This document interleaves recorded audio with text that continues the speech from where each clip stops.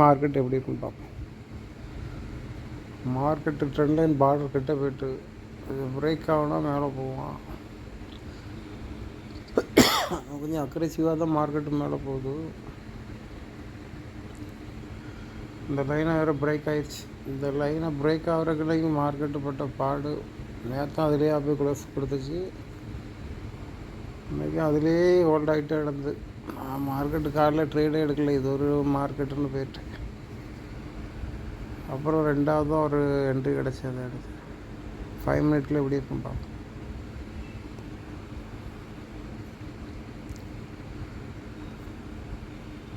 Market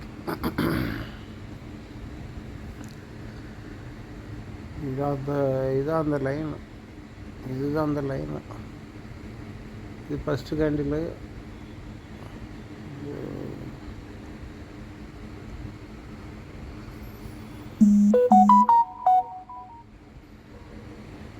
இது கடைசி candle. இதை பிரேக் பண்ணணும். பண்ணல. ரெண்டாவது டைம் பை ஆகுது. அப்பவும் பண்ணல. அதில் பிரேக் ஆகுனா எடுக்கலான்னு பார்த்தேன் என்ட்ரி.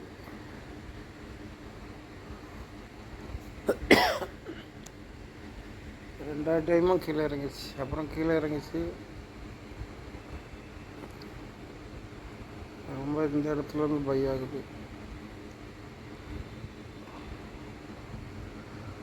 நான் அங்கே கீழே வந்து பை ஆகும்னு நினச்சேன். ஆனால் அதுக்கு இடையில ஒரு சப்போர்ட் இருக்குது. அதில் வந்து மாறிட்டு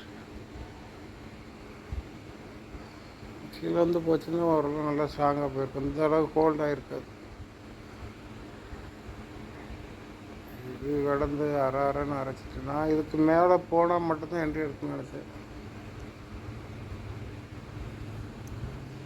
இது பிரேக் ஆகிற இடத்துல இது ஒரு சிங்கிள். இது கடைசி கேண்டில். இது டார்கெட்டு. எல்லாம் பக்கம் பக்கமாக இருக்குது.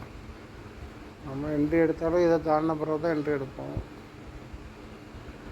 இதில் எடுத்தாலும் இதான் டார்கெட்டு. திரும்ப அதில் போய் திரும்ப போகணும். மேலே போனதுக்கப்புறம் எடுக்கலான்னு பார்த்தா அது மேலே போகவே செய்யலை.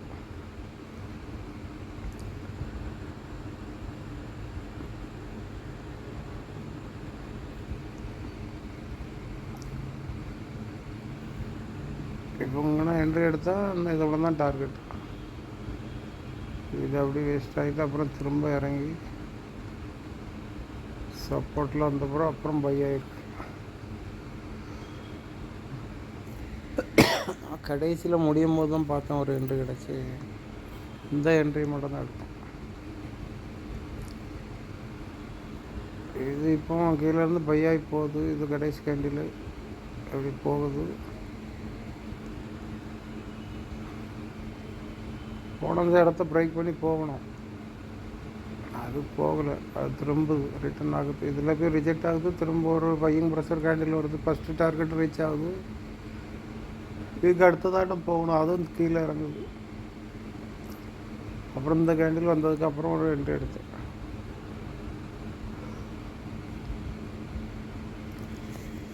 ஏன்னா அது பையர் செல்லரை வின் பண்ணாமல் இருந்துச்சு. திரும்ப இப்போ மேலே போயிடக்கூடாது அப்படின்ட்டு நான் ட்ரெண்ட் வேறு அப் ட்ரெண்டாக இருந்தது. மேலே போயிடக்கூடாதுன்னு பார்த்தேன். அப்புறம் இது பார்த்தா ஒரு ட்ரெண்ட் லைன் மாதிரி ஒரு இது தெரிஞ்சிச்சு. இப்படி ஒரு லைன் போட்டேன்.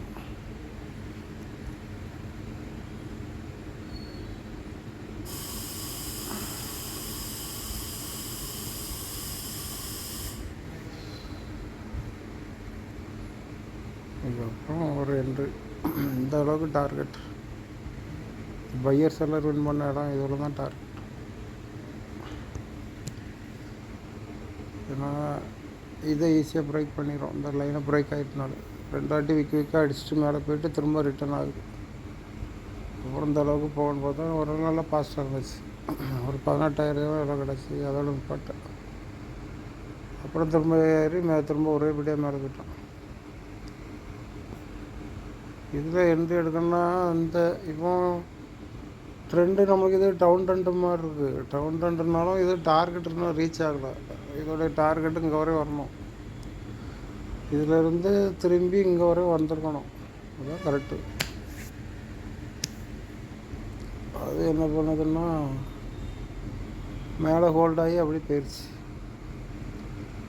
நம்ம இந்த மாதிரி ட்ரெண்ட் லைன் பிரேக் ஆகி கீழே வருதுன்னா அப்புறம் கீழே வந்தால் தான் எடுக்கணும், கீழே இறங்குறது மட்டும்தான் எடுக்கணும். ஏன்னா இது ஒரு இடம் பையர் ஓப்பன் இருக்கா, அது அந்த இடத்துல போய் திரும்பி இது ரிட்டர்ன் ஆகணும், அந்த இடத்துல தான் ரிட்டர்ன் ஆகிருக்கணும். அப்போ இங்கே வரையும் கீழே வரையும் டார்கெட் போகணும், இதுதான் ரூல்ஸு. அது அப்படியே அப் ட்ரெண்டுக்குனால அதுலேருந்து கொஞ்சம் ஹோல்ட் ஆகி அப்புறம் மேலே பிரேக் ஆகி மேலே போயிடுச்சு. எல்லா இதையும் நம்ம எடுக்கணும்னு நினைக்கக்கூடாது, நம்ம பார்க்குற மாதிரி கரெக்டாக இருந்தால் மட்டும் எடுக்கணும், இல்லைன்னா விட்டுக்கணும். எப்பயாட்டும் ஒரு ட்ரெண்டு கிடைக்கிறதுக்கு எடுத்துக்கலாம்.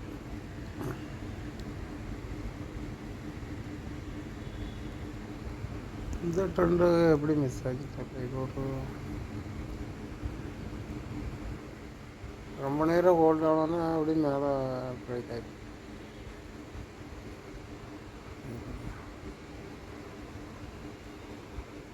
எப்படி தான் லைன் போடணும்னு தெரியல, இப்படி போடுறோம் இதுவும் இல்லை, இப்படி போட்டோம்னா பாடி மேலே போயிடுச்சு. இது ஒரு லைனில் பிரேக் ஆகி போயிடுச்சு, கீழே சப்போர்ட்டில் போட்டு பார்ப்போம். இது கடைசி,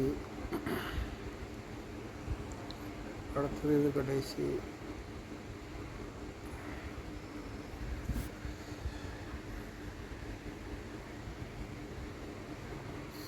இப்போ ஃபஸ்ட்டு கீழே இது கடைசி, இது அது கரெக்டாக ரீச் ஆகலை. ஆனால் ஃபஸ்ட்டு டைம் போயிட்டு ரிட்டர்ன் ஆகுது, அதுக்கப்புறம் ரெண்டாவது ஃபாஸ்ட்டாக பிரேக் ஆகி போகுது. இது கடைசி கேண்டில்.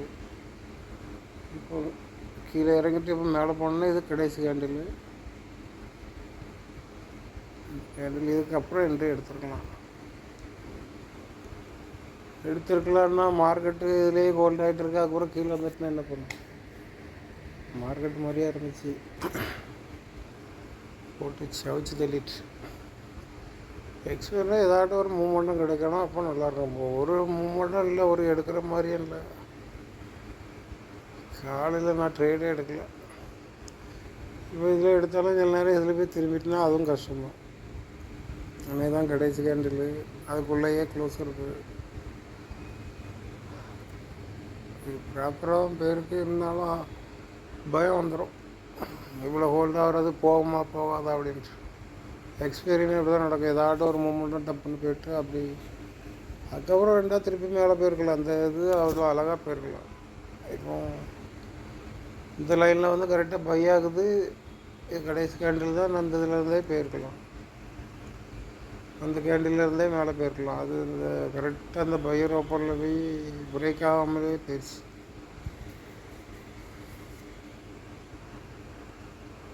இல்லைன்னா இந்த கேண்டிலாட்டும் போயிருக்கலாம், இந்த பையர் ஓப்பன் ஆட்டம் அப்படி மேலே போயிருக்கலாம். பையரை செல்லரை பையர் வின் பண்ணுறான், அப்புறம் அப்படியே மேலே போயிருக்கலாம். அது அப்படியே முடிக்குது.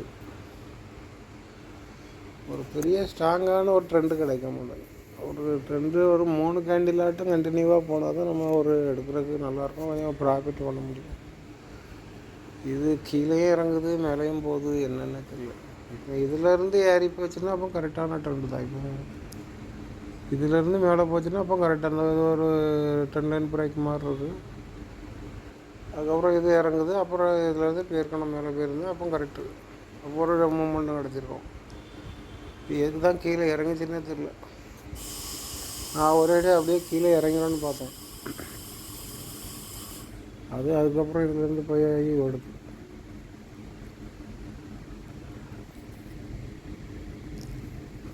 பெரிய ஒரு கிளியரான ட்ரெண்டு கிடைக்க மாட்டேங்க. இப்போ பார்ப்போம், அது ஒரு ட்ரெண்ட் லைன் பிரேக்கிட்ட இருக்குது, அதை பிரேக் பண்ணி மேலே போயிடுச்சுன்னா அப்புறம் ஓரளவு ட்ரெண்டு கிடைக்கும்னு நினைக்கிறேன். டெய்லியில் கிட்ட பார்டர்லையாக இருக்குது. பார்டர் வரும்போது ஏதாட்டும் நியூஸ் வந்துடுதோ, அதுக்கப்புறம் கீழே ஓடி வந்துடும்.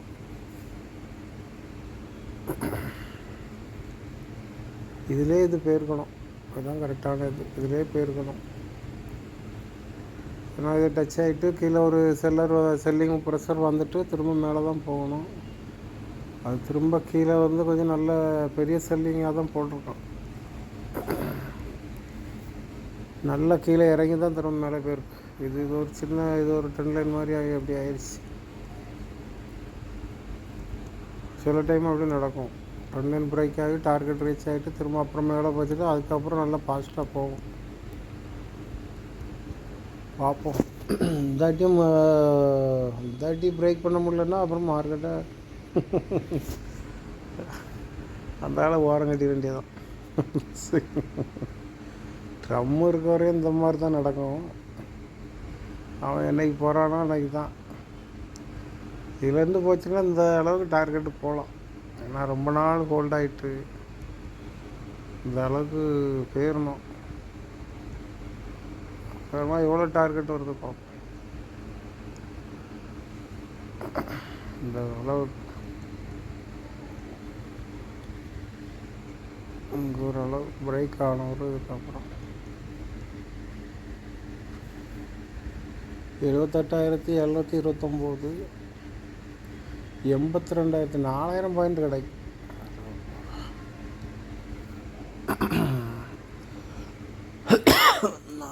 பாயிண்ட் கேட்ச் பண்ணால் நல்லா தான் இருக்கும். பிரேக் ஆகிட்டுனா ஃபாஸ்ட்டாக மேலே போயிடுவான். பிரேக்கே ஆக மாட்டேங்க, அதுலேயே கிடந்துருக்கு. ஆனால் இது பிரேக் ஆகணுனாலும் இது ஒரு டார்கெட். இதில் போய் ஒரு செல்லிங் ப்ரெஷர் வரலாம். அப்புறம் தான் அப்படி தான் போகும். இந்த ட்ரெண்ட் லைனுக்கு இது டார்கெட்டு, அதை பிரேக் பண்ணணும். அப்போ அங்கே போகணும். சரி எப்படியும் போயிட்டு போகுது. நீங்கள் நான் 5 மினிட்ஸில் என்ன நடக்குதோ அதை வச்சு தான் இப்போ ட்ரேடே பண்ணுறேன். டெய்லியும் அவ்வளோ கவனிக்கிற கிடையாது. முன்னால் ஓப்பன் ஆகுது, கையில் ஓப்பன் ஆகுதா லோவில் ஓப்பன் ஆகுதா அதெல்லாம் பார்த்துக்கிட்டு இருப்பேன். அதெல்லாம் இப்போ பார்க்குறதுலாம் கிடையாது. மார்க்கெட் ஓப்பன் ஆகி ஒரு 10 நிமிஷம் 15 நிமிஷம் கழித்து தான் மார்க்கெட்டே பார்க்குறது. அதுக்கப்புறம் ஏதாட்டும் ஒரு ட்ரெண்டு கிடச்சிருந்தா அதுக்கப்புறம் பார்த்து எடுக்கிறது தான் பெஸ்ட்டு. அது எங்கேயும் ஓப்பன் ஆகிட்டு போட்டு அதுதான் சேஃபாக இருக்குது. அதுக்குள்ளேயும் இந்த கீழ் சுவிட்சு கண்டுபிடிச்சது ரொம்ப ஈஸியாக இருக்குது, சேஃபாக இருக்குது. ஒரு ப்ராஃபிட் எடுத்த பிறகு உடனே ஆஃப் பண்ணி வச்சுட்டோம்னா அவ்வளோதான். அது கூட ட்ரேடே பண்ண முடியாது. அது இருக்குது 1 ஹவர் இருக்குது, 2 ஹவர் 3 ஹவர் இருக்குது. நீங்கள் 3 ஹவரே க்ளோஸ் பண்ணி வச்சுருங்க, அதுக்கப்புறம் ட்ரேட் பண்ண முடியாது. உங்கள் பைசா சேஃபாக இருக்கும். ஒரு ரூல்ஸு ஒன்று ஃபாலோ பண்ணணும் போதுங்க, அப்போ தான் நம்ம ட்ரேடே எடுக்க முடியும். இல்லைன்னா மார்க்கெட்டு நம்மளுக்கு எடுக்கிற மாதிரியே தான் காமிச்சு நம்மளை காலி பண்ணிவிடும். இல்லை ஒரு பையர் ஒரு செல்லரு, அதான் மார்க்கெட் அன்னைக்கு 5 மினிட்ஸில் அந்த மாதிரிலாம் ட்ரேடு பண்ணவே முடியாது. அதிலெல்லாம் பாருங்களேன். இதுக்கப்புறம் பயிற்சி மேலே ஒரு கேண்டில் தான் வரணும். ஒரு சிலர் கேண்டில் வரணும். அதுக்கப்புறம் நிறைய பிரேக் பண்ணணும். ஏன்னா இது கொடுத்தாலும் ஒரு கேண்டில் மேலே விற்க அடிக்கணும், அதுக்கு அடுத்த கேண்டிலே மேலே போகணும். இதில் எத்தனை கேண்டில் வந்துட்டு 4 கேண்டில் இருக்குது. பையிங் ப்ரெஷர் கேண்டில், ஒரு செல்லிங் ப்ரெஷர் கேண்டில், ஒரு ஸ்பின்னிங் டாப்பு, அப்புறம் பையரு, ஒரு செல்லரு. 5 10 15 20 25 நிமிஷம். இந்த ஒரு இதை தாண்டறதுக்கே 25 நிமிஷம் ஆயிருக்கு. இந்த டார்கெட் ரீச் ஆகிறதுக்கு 25 நிமிஷம் தாண்டறதுக்கு. நம்ம என்னென்ன ட்ரேட் எடுத்து என்னென்ன கொண்டாட. அப்புறம் மேலே போனாலும் அப்படியே பிரேக் ஆகி போகல. ஒரு விக் அடித்து திரும்ப ஒரு செல்லரு, திரும்ப ஒரு பையரு, அதில் ஒரு ஹேங்கிங் மேனு, இந்த மாதிரி வந்துச்சுன்னா மார்க்கெட்டு பைத்தியக்காரன் ஆக்கி போடாது. இந்த மாதிரிலாம் வந்துச்சுன்னா இதிலெல்லாம் பாடாப்படுத்திடும். எங்கே தான் ட்ரேட் எடுத்தோன்னா சரன்னு கீழே இறங்கிடும். திரும்ப நம்ம எக்ஸிட் பண்ணவர் திரும்ப மேலே போய் நின்றுக்கிடும். இந்த இதே அப்படி தான் நடக்குது. ஐயோ, என்ட்ரியை கேன்சல் பண்ணிவிட்டு அதெல்லாம் ஓடிடணும். என்ட்ரியா இது ரொம்ப நேரம் அதில் பார்க்குறேங்க. ஒரு ரூல்ஸு போடுங்க, அதுக்கு மாதிரி பார்த்துட்டு ஒரு பிஸ்னஸ் மாதிரி பண்ணுங்கள். பெரிய அளவில் லாஸ் வராது. ஒரு ஸ்ட்ரக்சர் ஏதாட்டும் ஒரு ஸ்ட்ராட்டஜியை புரிஞ்சு வச்சுட்டு அதில் மட்டும் கவனம் கொடுங்க. இப்போது 100% நீங்கள் இப்போ ஃபுல்லாக படிக்கிறதும் ஒன்று தான். ஒரு ஸ்ட்ராட்டஜியை நல்லா 100% முழுமையாக புரிஞ்சு வச்சுட்டு அந்த ஒன்றில் எடுத்தாலுமே 100% மாதிரி தான். அதில் மட்டும் ட்ரேட் பண்ணுங்கள், உங்களுக்கு ஃபெயிலியர் வராது, பெரிய அளவில் வராது. இது ரூல்ஸு எல்லாம் ஃபாலோ பண்ணால் மட்டும்தான் இந்த ட்ரேடிங்கில் ஜெயிக்க முடியும். இல்லை நம்ம எப்போதும் எடுத்து நம்ம எவ்வளோதான் என்ன தான் கற்றுக்கிட்டாலும் அது போகாது, நம்மளை காலி பண்ணிவிடும். நீங்கள் ஒரு ரூல்ஸு இப்படி தான் நடக்கும், ஒரு 10,000 இல்லைன்னா 5,000 ப்ராஃபிட் பண்ணணும். அப்போது நம்ம இவ்வளோ தாங்கன்ட்டு ஒரு முடிவு பண்ணிட்டோன்னா அதுக்கப்புறம் ட்ரேடே நல்ல ட்ரேடாக இருக்க ஆரம்பிச்சிரும். நல்ல ட்ரேடு வந்தால் மட்டும் எடுக்கணும், இல்லைன்னா எடுக்கக்கூடாது, அப்படி ஒரு எண்ணம் வந்துடும். இல்லைன்னா நம்ம அதுலேயே எடுப்போம். முதல்ல நம்ம பாதி சார்ட்டு பாதி இந்த மாதிரி மைண்டை செட் பண்ணி வைக்கணும். அப்போ தான் இந்த ட்ரேடிங்கில் ஜெயிக்க முடியும். கஷ்டமாக ஈஸியானது தான், ஆனால் நம்ம ஆசை நம்மளை அழிச்சே விடும். நம்மளுடைய ஆசை தான் இந்த ட்ரேடிங்கில் நம்மளுக்கு லாஸ். வேறு மற்றபடி சார்ட்டெலாம் ஒன்றும் ஒரு 10,000 1,00,000 வச்சுட்டு 10,000 எடுக்கலாம் பெரிய விஷயம்லாம் கிடையாது. அந்த 10,000 வந்தோடனே திரும்ப ஒரு ட்ரேட் எடுக்கிற மாதிரி காமிச்சிட்டு அங்கே ரெசிஸ்டரில் இருக்கா சப்போர்ட்டில் இருக்கா எதுவும் பார்க்க மாட்டோம், கரெக்டாக எடுத்துருவோம். அதுக்கு காலி பண்ணி விட்ருவோம். எப்போதுமே சப்போர்ட்டில் பை பண்ணணும், ரெசிஸ்டரில் செல் பண்ணணும். அந்த ஒரு டார்கெட் அதில் என்ட்ரி கிடச்சா மட்டும்தான் எடுக்கணும். இடையில எடுத்தோன்னா டார்கெட்லாம் பக்கம் பக்கமாக இருக்கும். அதுலேயும் 1 மினிட்லலாம் எடுத்திங்கன்னா டார்கெட் பக்கம் பக்கமாக இருக்கும். அதெல்லாம் ரொம்ப காலி பண்ணிவிடும். 5 மினிட்டு ஒரு சேஃபாக இருக்கும். 5 மினிட்டில் வந்தால் 1 மினிட்டில் பார்த்து எடுக்கணும். இந்த மாதிரி ட்ரேட் எடுங்க, பெரிய அளவில் லாஸ் விடாங்க. கூட கொஞ்ச நாள் அப்படியே பழகிட்டே இருங்க. மார்க்கெட்டை